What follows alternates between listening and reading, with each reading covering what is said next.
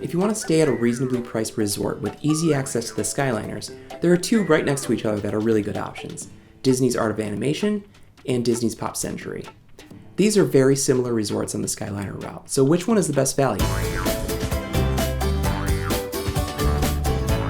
Art of Animation and Pop Century are both considered value resorts, and they're almost mirror images of each other across Hourglass Lake. Both have a centralized main building where you check in, connected to a cafeteria-style dining area, a large merchandise store, and an arcade. Branching off from those main buildings are blocks of guest rooms, with each section themed around a Disney film at Art of Animation, or a specific decade at Pop Century.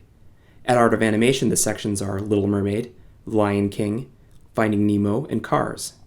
At Pop Century, the sections are the 1950s, the 1960s, the 1970s, the 1980s, and the 1990s. So if they're so similar, they must cost the same, right?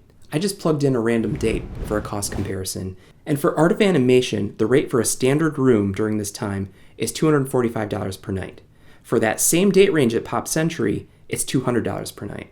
So let's say you're looking to stay for 4 nights, it would cost you $180 more to stay at Art of Animation. And here's the thing, the only standard rooms at the Art of Animation resort are the Little Mermaid rooms. The rest of the sections are family suites for at least double the nightly rate. These standard rooms are 247 square feet versus the 258 square feet of a standard Pop Century room. You're paying more for less space. Not only that, but the Little Mermaid area is the furthest away from the main building and the Skyliner station.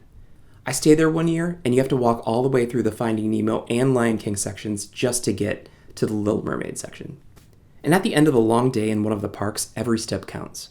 Now, the best part of the Art of Animation resort is all of the photo opportunities. With character statues and movie scenes scattered throughout the resort, you're fully immersed in those worlds, and it's a lot of fun for kids and way cooler than the random items featured at Pop Century, like Play-Doh cans and foosball tables. But because the two resorts are connected by a walkway over the lake, you can always walk over to experience it and take all the pictures you want. So all things considered, you get the best value for your money by staying at the Pop Century Resort, where the rooms are a little bit bigger, a little bit cheaper, and I would argue a little bit nicer. You have a better chance of being closer to the Skyliner or the cafeteria compared to what you get in a standard room at the Art of Animation.